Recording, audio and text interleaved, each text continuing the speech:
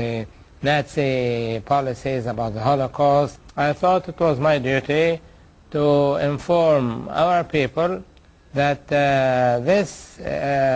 that we should not have borrowed that chapter, that leaf from the European history, because we had nothing to do with it. That was alien to our culture, alien to our history and heritage, and for us to come, accept it, adopt it as if it is our own is despicable, because it will portray the negative image that our dispute with Israel is driven basically by some certain degree of anti-Semitism.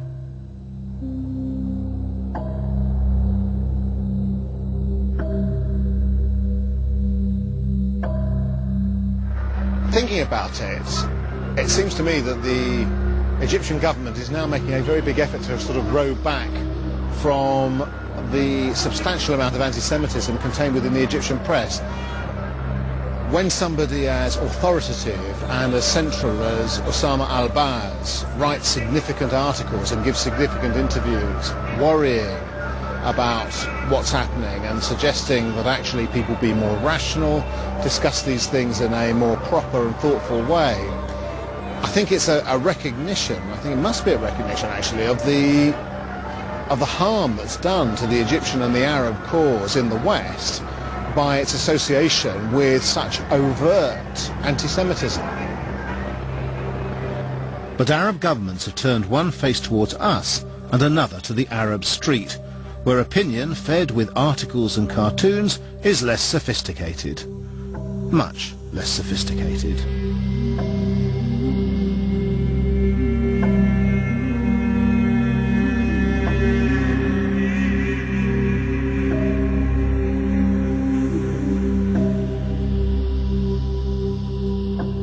Outside the ministries, the protocols are widely available.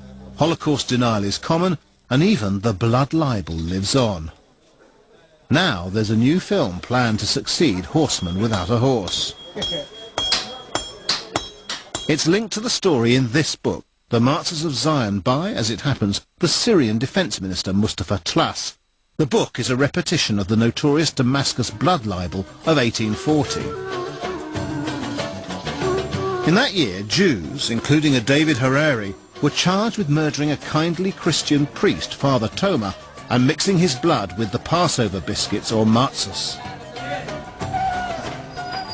But the film's producer, Munir Radi, says his version is different. It's about harmony between religions, and it will be Egypt's answer to Schindler's List. اللي أنا عايز أقوله إنه قائمة شندلر إنه الدعاية الصهيونية قامت بعمله أو جهة ما قامت بعمله. أنا بقول إن أنا في سبيل عمل فيلم عن الفلسطينيين وسميته قائمة هراري. ما المقصود بقائمة هراري؟ قائمة هراري هو عبارة عن في سنة 1840 في المدينة القديمة في دمشق. وهم إنجليز مش كده؟ As he told his story, it dawned on me what Radi was saying. While he claimed his film was nothing to do with the disgusting Damascus blood libel, it shared the same characters, the same wicked Jew Harari who murders the same innocent priest. But his story had mutated into a piece of pseudo-history. وفجأة ظهر الهراري هو الرجل الصهيوني العنصري اللي بدأ يجمع اليهود الموجودين في دمشق القديمة ورحلهم إلى فلسطين، أرض فلسطين. أنا بقول إنه إن في هذه الفترة هي كانت بداية التفكير في الدولة الإسرائيلية. بداية التفكير يعني الخطوة أو الخلية الأولى لتكوين الدولة الإسرائيلية في فلسطين من هذا المكان.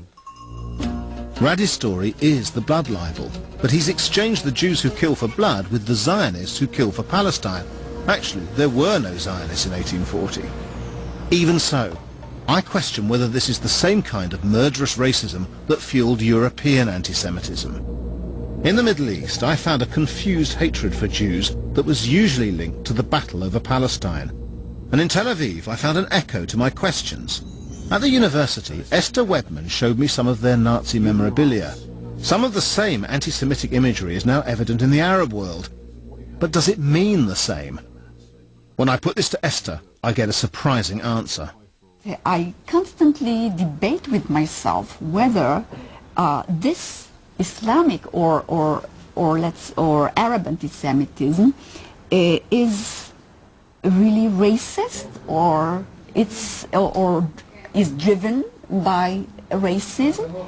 And I'm still debating with myself because I see it mainly on political grounds. But when they talk about the protocols or they use even the blood libel, or they even compare Zionism with Nazism, I am not absolutely sure that every or each one of those who use that fully understand the connotation and the context of the terms.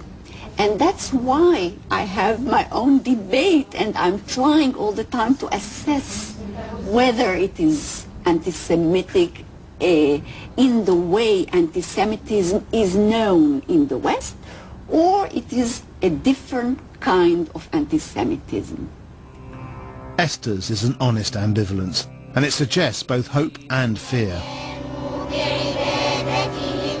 Hope in that the message of the Prophet is not inevitably anti-Semitic. When Islam offered a place to Jews in Arab lands, Christians were slaughtering or expelling them. Were the Palestinian issue to be resolved, and the present hatred might die away. Fear because it may already have gone too far, filling young minds with the idea that there can be no peace with those people.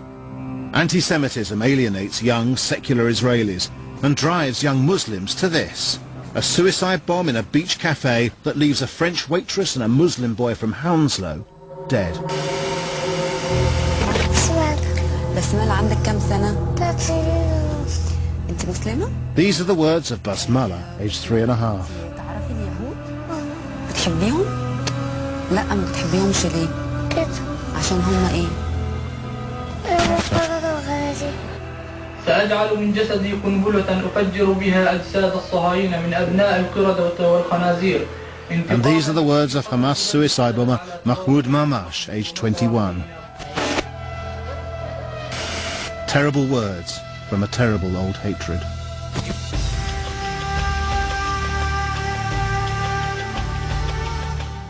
Tell us what you think about this or any other program on any television channel by logging on to channel4.com/thinktv.